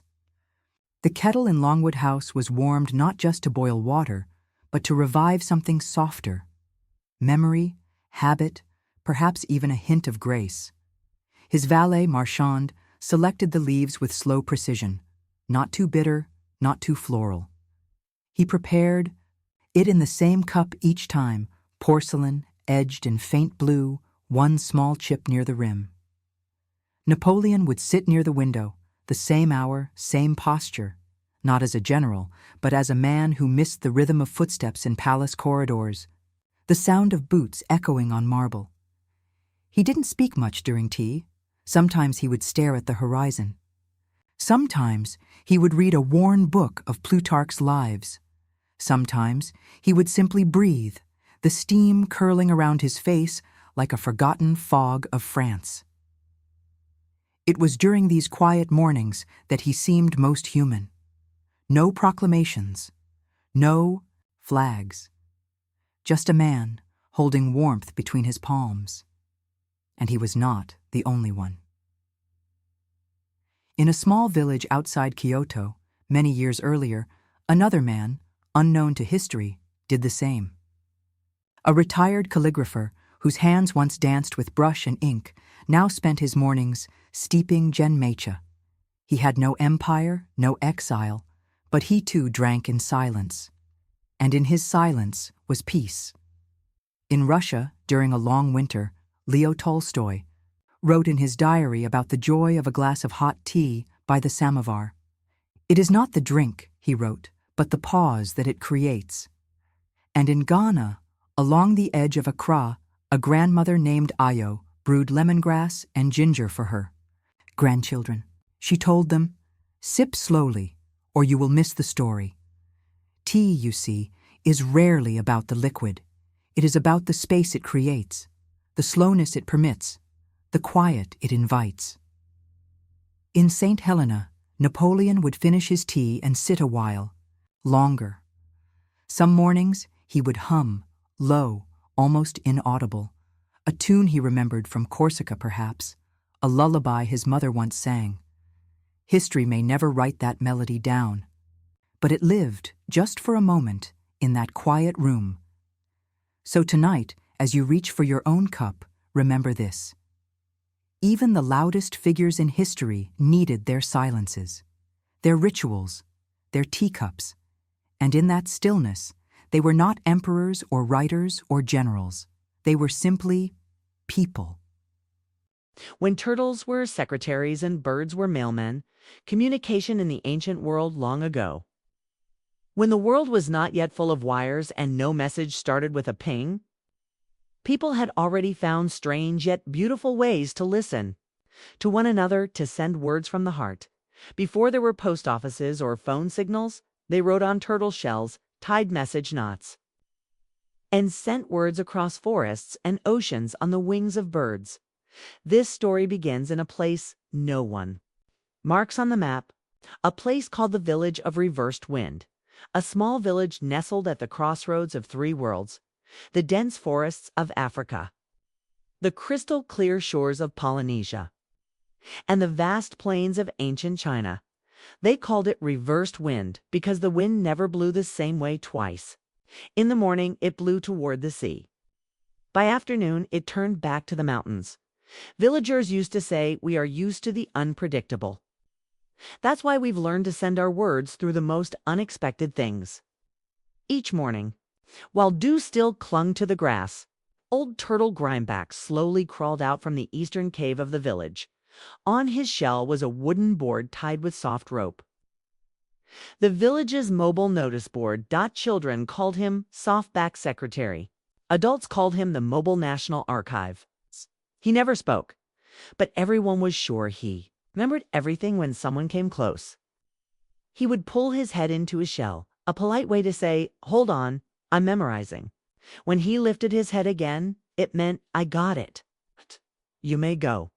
His shell was marked with tiny claw-carved symbols, pictograms, codes, even hunting maps and wedding leave requests. One day, a village girl brought a dried orchid branch and wrote on his shell 3 words, "Remember today."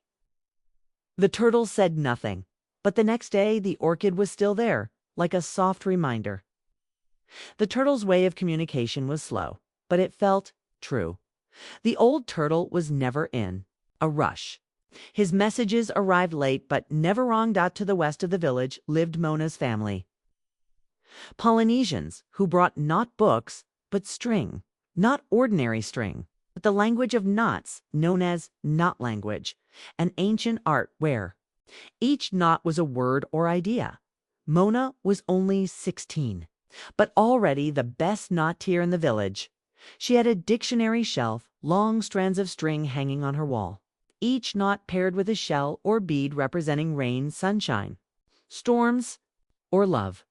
One day she made a sea blue string with 5 double knots and a pearl in the middle. Everyone was curious. Mona just smiled. It's a good night wish for someone who can't sleep. Then she quietly hung it on the door of an old neighbor who often stayed up at night. From that day, the old woman began to sleep peacefully in the bamboo grove. To the north lived Tufi's family, descendants of ancient Chinese bird messengers. Tufi didn't speak much, but his birds spoke well for him. He had 32 birds, each with its own name and destination. When he needed to send a message, he tied a small note trapped in oiled cloth on the bird's leg and gently released it. Someone once asked, "Do your birds ever fly the wrong way?" Tufi shook his head. They don't need maps. They carry memories of home. Once, when an elderly woman fell ill and her son was across the forest, a bird carried this message: "Mother still breathes. You'll make it." And just as the sun set that day, the son returned and held his mother's hand for the last time. No more words were needed. 3 ways of communications, low like turtles, tight like knots, and light like birds coexisted in Reversed Wind Village as if born to work together. Then, one day, the sky changed. Dark clouds like curtains rolled in from afar. The sea roared. The wind no longer reversed, it raged. Reversed Wind Village braced for a storm, the greatest in generations. People had no time to prepare. Boats were flung into the forest. Birds couldn't fly. Strings snapped. The old turtle curled into stone, unmoving. No one knew what to do. No one could contact the neighboring villages. Only one didn't panic: Nuru, a 10-year-old boy with an African father, Polynesian mother, and a Chinese grandmother. Nuru gathered Mona's broken strings and tied them into very short messages. Storm comes. Climb hills. Bring food. Don't return early.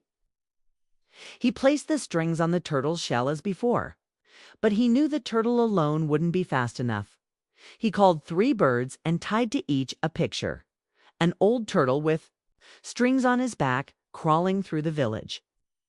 Below were 3 simple symbols: a cloud, an arrow, and a mountain. No one taught him to do this. But as the birds flew off with the little drawings, the neighboring villagers understood something important is coming. Wait. And they waited. When the turtle arrived, slow and muddy, the strings were removed from his shell. Each village acted just in time. No one was hurt. No one was left behind. After the storm, people spoke for years about that day. How turtles, birds, and strings, things once thought unconnected, had saved one another. And about the boy of 3 heritages, who learned how to bind wordless languages. Since then, Reversed Wind Village celebrates a new festival, the Day of Silence. On that day, no one is allowed to speak aloud. Everyone must tie knots, write on turtle shells, or send birds. Children love it. They call it Magic Learning Day. Elders write short, deep sentences on wood. Lovers send each other scented knots. And birds, they fly so many that the sky looks like a flying postcard one day. Mona received a short string, just 3 knots, a pearl, and a strand of red thread. She smiled, glancing at Tufi, pretending not to notice. 2 weeks later, she hung a string at his door with 2 round rings and a thread connecting them. No one knew what they said, but everyone understood. Today, if you pass through an old forest and see a turtle slowly crawling with a wooden board on his back, don't laugh. Stay quiet. Perhaps he carries a message only you can read. If you see a bird land on your window with a tied string or a small cloth, don't shoo it away. Maybe it carries something you need to hear, but not through words, because sometimes the most important things in life don't come from sound, but from slowness, from subtlety, and from unspoken care. And one quiet afternoon, when the wind blows in reverse, you'll remember this story. It's the story of a place where turtles were Secretaries, birds, were messengers, and language, whether by knot, claw, or wing, all meant one thing: I am here. I am listening. The lost feasts of forgotten gods. Have you ever walked into a quiet kitchen at night and felt something sacred lingering in the air? Not the scent of a meal still warm, but something older, as if the walls had seen generations gather, as if the spoons remembered every hand, as if the silence itself was once stirred by laughter, prayer, and maybe a whisper meant for something more than human. This story is about those meals, not the ones we find in recipe books, but the ones we've forgotten or never knew. The ones cooked not to fill the belly, but to open the soul. The ones served to gods. Long ago, in places where the stars were still familiar friends and fire was still a new language, people cooked for something greater than themselves. They cooked for the divine, for the sun, the storm, the sea, and the spirits of grain and sky. The meals were humble, but the intention was vast. Today, we'll walk slowly through 3 such feasts: one beneath the sun of ancient Egypt, one in the vineyards and temples of Greece, and one in the highland fires of the Aztec world, where spice met sacrifice and stories rose with the steam. But before we begin, take a breath. Imagine soft ground beneath your feet. Imagine a quiet evening, the kind that feels like a held note from a distant instrument. Imagine that someone long ago has left a table set in the corner of time, and you've just arrived. The sun in ancient Egypt was not just a star, it was a god with a name, Ra, a god who rode the sky in a golden bark, pulling morning. Behind him like a curtain, a god who did not sleep, only circled. And what do you offer a god like that? You offer what wakes with him. Each dawn in Thebes or Memphis, before the heat, before the markets stirred, temple bakers would rise in silence. Their task was older than memory, older than kings. They were to bake the bread of light, but not just any bread. The loaves were small, round, and golden, shaped to resemble the rising sun. They were made of emmer wheat, a grain now nearly forgotten, ground by stone, sifted by hand. Honey from date palms was folded into the dough, along with a few drops of palm wine and crushed coriander seeds. Sometimes the bakers would hum as they kneaded, not a song, but a breath shared across time. They worked barefoot, as was the law in temple kitchens. The floor had been swept with reeds soaked in lotus water. No metal was allowed to touch the dough. Once shaped, the loaves were placed on clay trays and slid into domed ovens, still warm from the night before. The scent, sweet and earthy, would rise like incense, curling into the corridors of the temple, finding its way to the altar. By the time the sun crested the horizon, the offering was ready. Priests in white linen would carry the loaves on wide platters, walking slowly through colonnades, past murals of the sky, toward the sanctuary of Ra. There, in golden light, the bread was placed, still warm, still steaming, beside carved falcons and jars of fresh water. The god did not eat, but they believed he noticed, and in noticing, he blessed.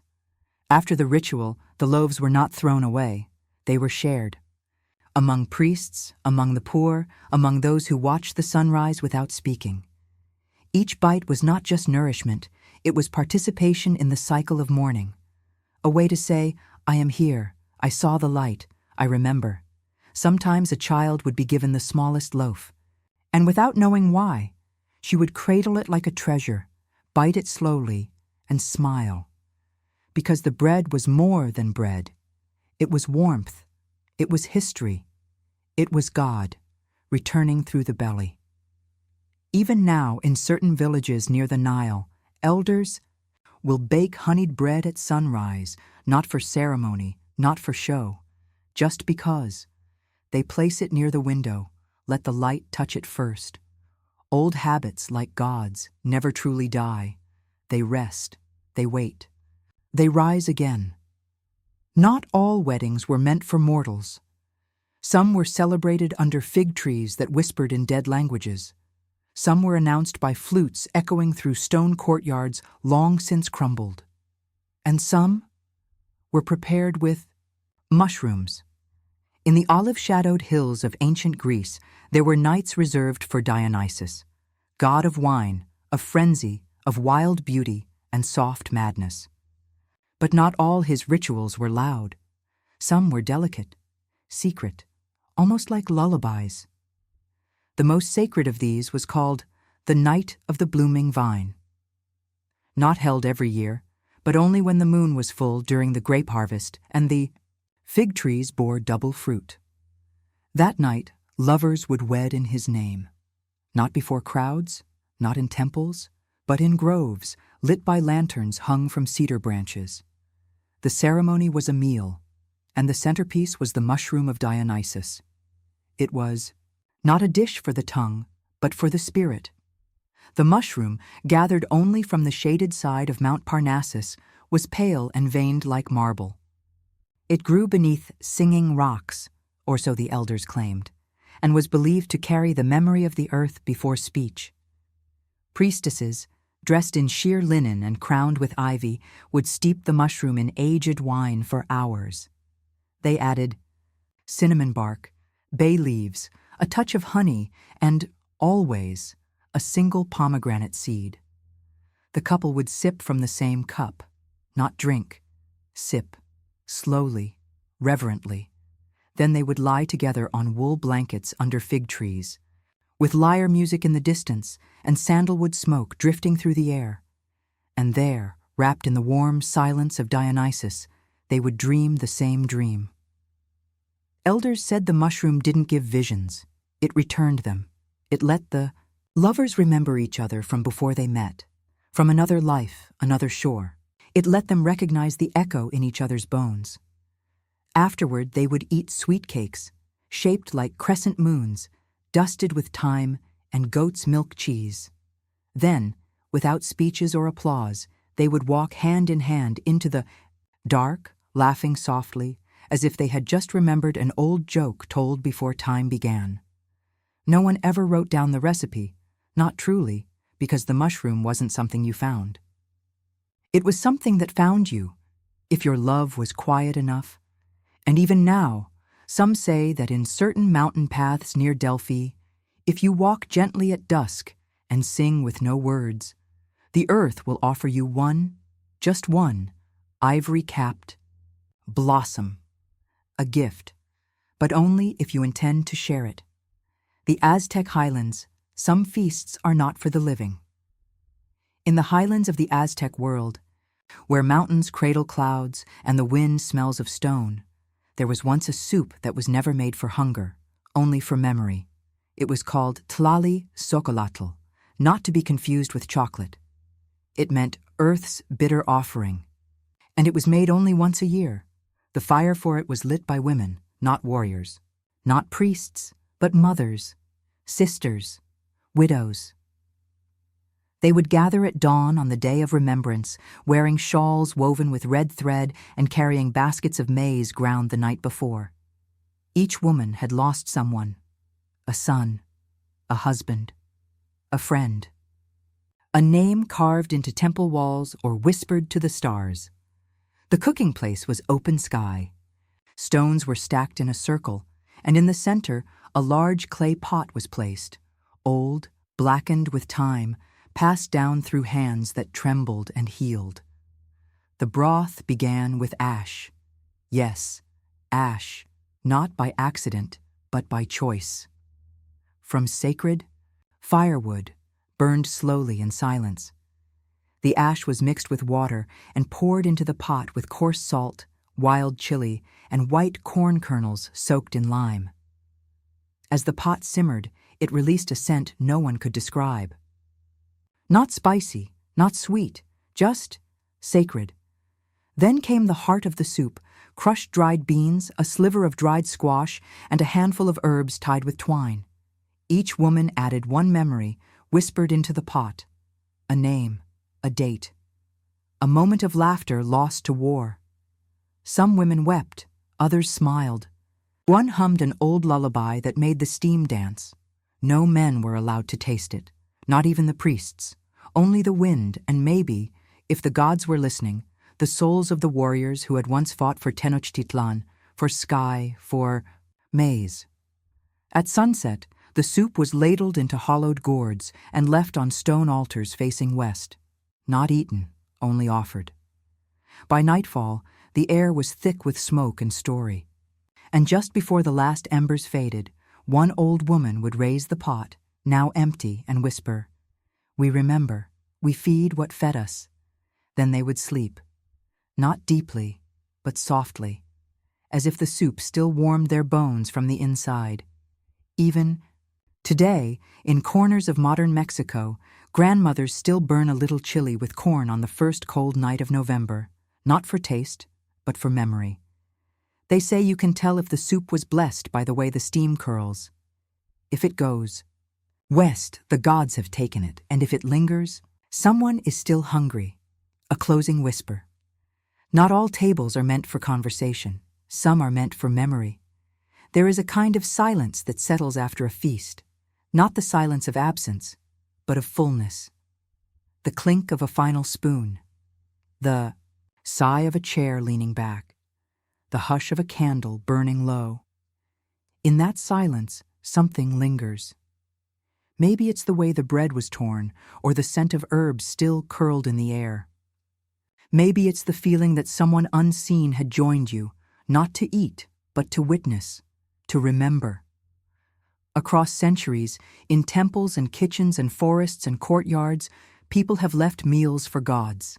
And though the names have faded and the recipes are dust, the gesture remains, to cook not for hunger, to eat not for energy, but to make time still, to make space sacred, to say, even in a whisper, you mattered. Perhaps that's what the gods wanted all along, not quirky laws that once made sense, a soft history of rules that smiled. First, not all laws were made to punish. Some were made to protect silence, to preserve a nap, to keep a smile from wandering off in the wrong direction.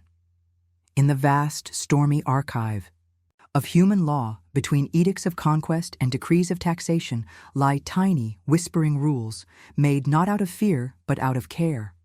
The kind of rules that seem strange now, but once made perfect sense in a small corner of the world. This is not a story of justice. It's a story of joy. Tonight, let's walk, softly, through some of the most peculiar, oddly heartwarming laws ever written. No need to take notes, just sip your tea. We'll drift gently across oceans and centuries, listening for the rules that once told us, quite kindly, how to be. In a coastal village of old Fiji, there was once a law. No one may scratch their head before the village chief has spoken his first words of the day. It sounds silly now. But to the villagers, it was sacred rhythm. The chief, believed to be spiritually connected to the ancestors, began each day with a blessing. Until that first word left his lips, the village remained in what was called the stillness. Movements were minimal. Conversations were murmurs. And yes, no scratching one's head, which was seen as disturbing the channel between the heavens and the chief's crown. To scratch early was to break the line, to interrupt a voice that wasn't yours. Children who forgot were gently reminded with a tap on the wrist. Adults who forgot simply bowed, apologetically, to the air. The law faded long ago, but some elders still pause each morning, hands still, waiting for the sun, or something older, to speak first. In a small hilltop town in southern Italy, unnamed now, save for the locals, it was once illegal not to nap. Yes, illegal from 1 p.m. to 3 p.m., the bells would chime not for mass, but for mattresses. Shops closed, streets emptied, curtains drawn, even roosters seemed to hush. Children were told, "This is when the sky rests, you should too." The rule was practical at first. Siesta hours saved people from the brutal sun. But it became cultural law, a sacred hush.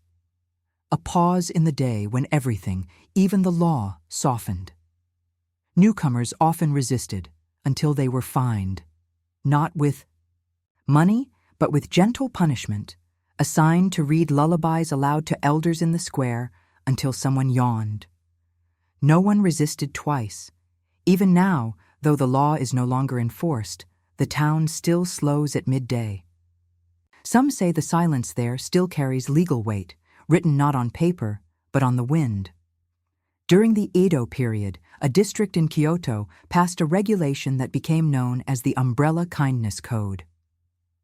If two walk and one holds shelter, that shelter must be shared, unless enemy, thief, or actor. The last bit was added with humor. But the heart of it was serious. In an era of sudden rains and few possessions, an umbrella was precious. To hold one and pass a neighbor, a stranger, or a child without offering cover was seen not just as rude, but unharmonious with nature. Local. Constables, called yoriki, would issue tiny paper tokens to offenders. These cloud fines were shaped like teardrops and included a haiku, reminding them to share. One preserved example reads, "Rain does not ask names. Why should your roof refuse? Mine? Be less umbrella." The law faded as modern commerce and umbrellas multiplied. But in that district, during spring rains, it's still common to see strangers lean a little closer, quietly offering space under a canopy. No words needed.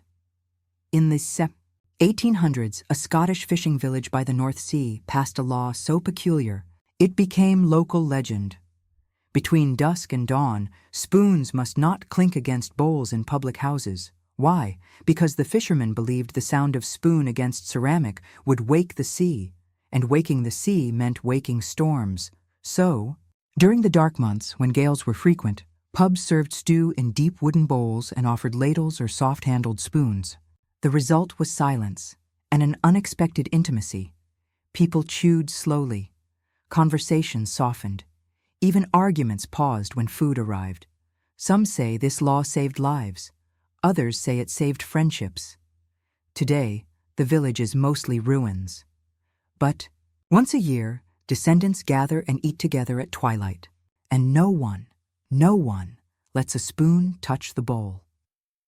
In 1957, the small Balinese town of Tegalalang declared a local ordinance known as Hari Senyum Wajib, Mandatory Smile Day. Every 1st of August, all citizens were required, by local law, to smile at every person they passed. Not just tourists, not just elders, but everyone. The rule? Eye contact, then at least 3 seconds of smile. It was enforced, lightly. A team of teenagers called the Laskar Senyum, Smile Scouts, patrolled the markets, the rice terraces, and the temples, rewarding genuine smiles with yellow flowers and gentle reminders for those who forgot. The idea wasn't new. Balinese culture had long valued community harmony and unspoken joy. But this was the first time it became official. The ordinance only lasted 10 years, but many who grew up in that decade remember it as the happiest time of their lives. Even now, older locals joke, "You don't need the law anymore. We've all been sentenced to smile for life." In 15th century Korea, during the reign of King Sejong, a royal edict created a nightly law called the Whispering Hour. From 9 p.m. to 10 p.m., all within the palace, and later, all in surrounding. Villages were required to speak only in whispers. If they spoke at all, why? Because it was believed the soul, like a child, wandered at night and needed silence to find its way home. Guards walked barefoot. Lanterns were dimmed with silk. Even owls, it was said, hooted more softly. Parents used the hour to teach lullabies, lovers used it to write poems, and elders used it to listen, truly listen, to wind, to night, to themselves. The edict faded after Sejong's reign, but in a few remote Hanok villages, elderly couples still lower their voices after the 9th bell, not because they must, but because it feels like honoring something gentle, something forgotten, and worthy. The world today is noisy with rules, some clear, some cruel, some helpful, some hollow. But once, there were rules that healed. Rules that whispered, "Slow down." Rules that smiled. Rules that said, "You are part of something." They were not universal. They didn't scale. They didn't survive the weight of politics or progress. But they mattered, not because they controlled us, but because they reminded us, in tiny ways, how to care for one another. So tonight, if the world feels rigid and cold, remember the places that once outlawed noise at dinner, required naps by bell, or handed out haiku for selfish umbrellas, and, if you feel brave, write your own law, a soft one, like "No frowns before tea," or "All pets must be sung to on Wednesdays," or simply "Smile when it rains." The kind of law that makes no sense at all, except in the best possible way. Moon over Timbuktu, the city of hidden libraries. Under the vast Sahel sky, where the desert breathes stories into the sand, lies the forgotten hush of Timbuktu, a city born not of stone and empire, but of parchment and moonlight. In the quiet, hours before dawn, when the air still carries the coolness of the night and stars tremble faintly above, the city begins to hum, not with voices, but with memory. Timbuktu was never meant to shout. It whispered, it listened, it remembered. Once, caravans arrived not in conquest, but in reverence. Traders brought not just salt and gold, but knowledge, bundled in leather, etched in ink, tied with hope. Librarians, dressed in flowing indigo robes, moved through narrow alleys carrying texts on medicine, astronomy, ethics, agriculture, poetry, and prayer. Their footsteps never hurried. They knew the value of stillness. The oldest among them, a man named Amadou, once told a boy, "A book is a sleeping elder. We must not wake him in haste." So they opened each one slowly. Fingers brushed. Corners. Breath was held. And in silence, stories flowed again. Some spoke of stars and how to sail by them. Others told of herbs that soothed a fever, or how to prepare calming infusions with fig bark and desert rose petals. A few told no stories at all, only offered blank space for those who listened better in silence. Night in Timbuktu was sacred. Fires flickered low in courtyards. Grandmothers sat with bowls of couscous and dried fruit, telling grandchildren about the jinn who once lived in date trees and whispered secrets to the wind. In the libraries, the scent of old paper mingled with saffron and wood smoke. Owls blinked from rooftops. The moon hovered above, full, solemn, approving. Sometimes people came not to read, but simply to sit. A boy missing his father. A girl afraid of marriage. An elder remembering a voice now gone. They sat in corners and let the manuscripts breathe. For them, then came the time of forgetting. Empires shifted. Rulers changed. The world raced toward noise. And Timbuktu, with all its softness, was told it was no longer enough.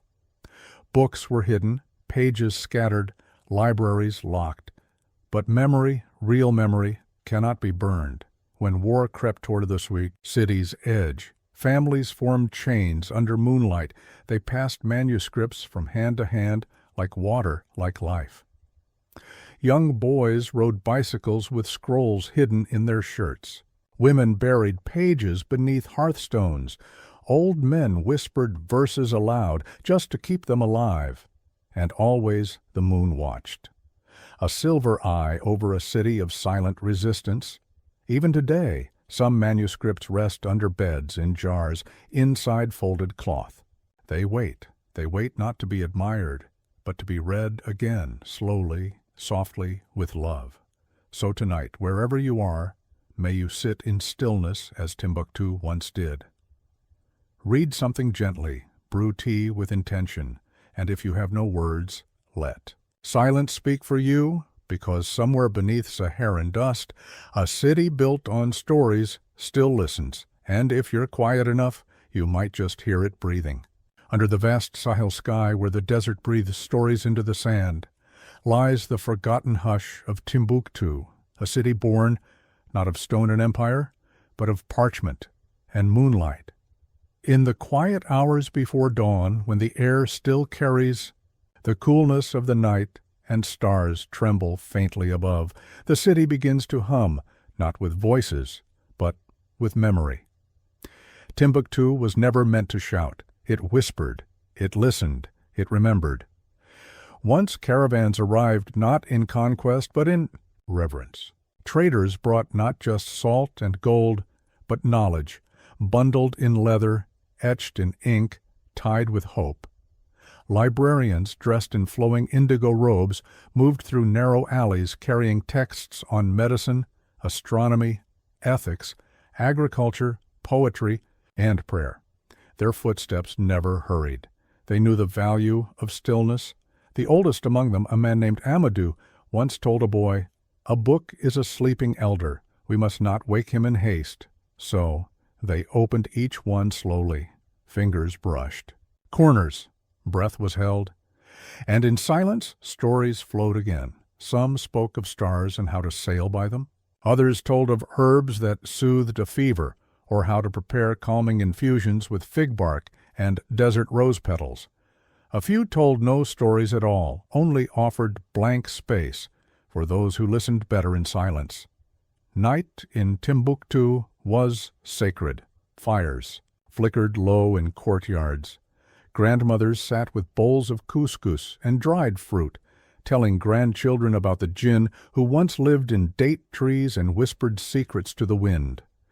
In the libraries, the scent of old paper mingled with saffron and wood smoke. Owls blinked from rooftops. The moon hovered above, full, solemn, approving. Sometimes people came not to read, but simply to sit. A boy missing his father.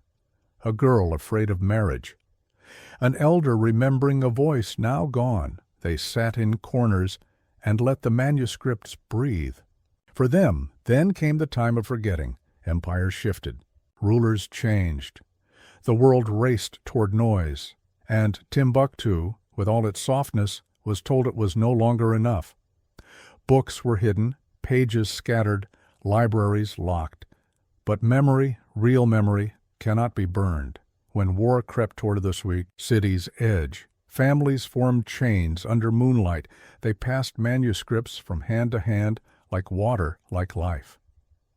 Young boys rode bicycles with scrolls hidden in their shirts. Women buried pages beneath hearthstones. Old men whispered verses aloud just to keep them alive. And always the moon watched. A silver eye over a city of silent resistance. Even today, some manuscripts rest under beds in jars, inside folded cloth. They wait not to be admired, but to be read again, slowly, softly, with love. So tonight, wherever you are, may you sit in stillness as Timbuktu once did. Read something gently, brew tea with intention, and if you have no words, let silence speak for you, because somewhere beneath Saharan dust, a city built on stories still listens. And if you're quiet enough, you might just hear it breathing. And let your thoughts turn the pages of the book. Ancient bedtime for little ones. Gentle history of how the world helped its children sleep. Long before streaming lullabies and glow-in-the-dark pillows, the world had other ways to whisper children to sleep. A mother's hum beside a fire. A carved stone placed beneath the pillow, a doll made of twine and patience. A song that no one ever wrote down, but somehow everyone knew. Everywhere, everywhen, someone was always rocking something. A cradle, a breeze, a hope. This story isn't about sleep as science. It's about sleep as a gift, and the ways ancient people across cultures and time tried to wrap that gift gently, night after night, for the little ones they loved. Let's drift, in the shadow of the ziggurats, Under a sky so full of stars, it looked like it might spill. Babylonian parents sang to their babies. The songs were not soft. They were strange, chanted names of gods, half-spoken words for sleep, protection, return. One lullaby survives in cuneiform. Sleep, my child, sleep. Marduk guards your bones. The moon is your blanket. The stars are your eyes. Beside the cribs, or reed baskets rather, parents placed Apsu dolls made of clay, not to cuddle but to guard. Some had wings, some had horns, some were simply tiny humans holding tiny clubs. Demons feared clubs, it seems, even small ones. When a child stirred, the parent didn't rush. They whispered to the doll, "Keep watch, it's your turn." And the child, hearing the ritual more than the words, sighed and drifted back. Babylon, even sleep had its priesthood. Egyptians didn't separate the sacred from the sleepy. The gods were everywhere, even in nap time.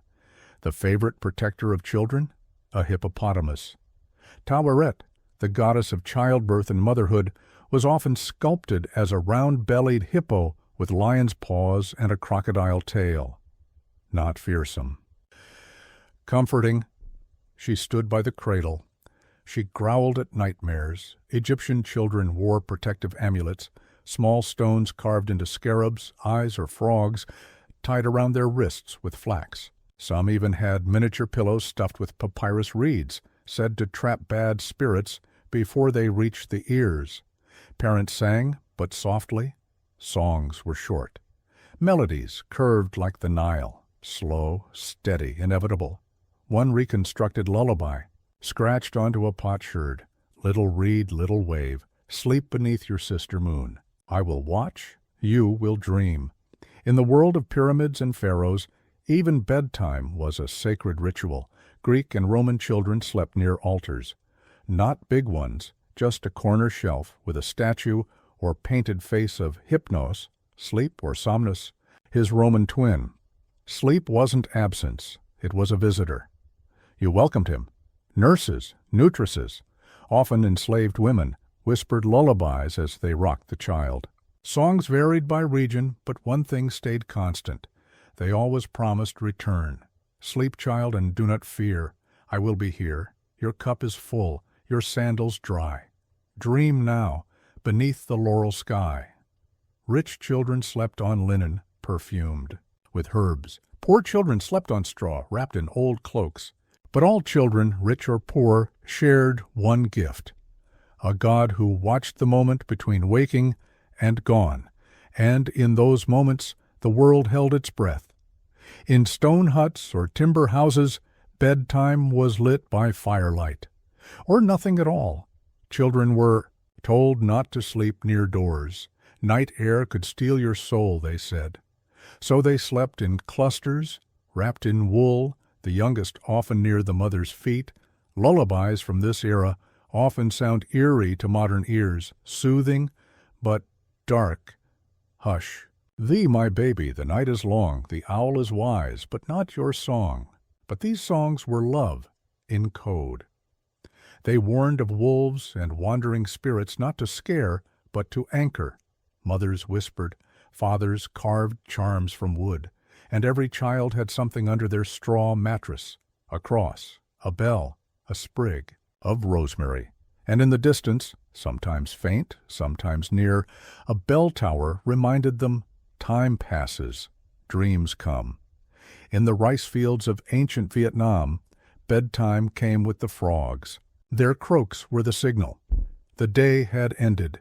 Mothers sang songs called Hat Ru.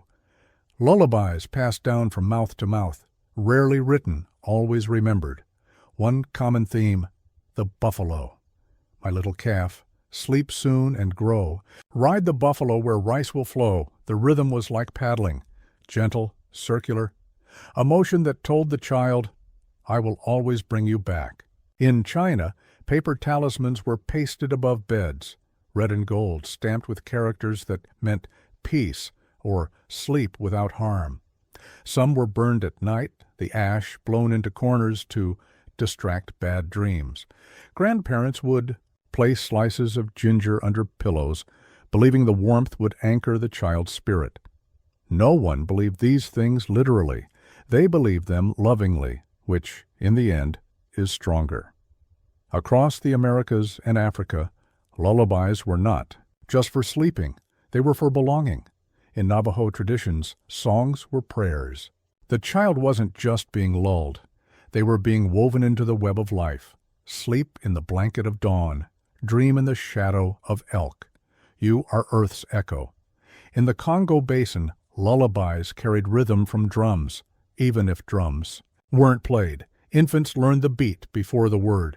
Their mothers sang while pounding grain, braiding hair, or stirring porridge. And nearby, a doll, not for play, for presents, some carved from gourds, others from mud and straw, but always clothed, always named.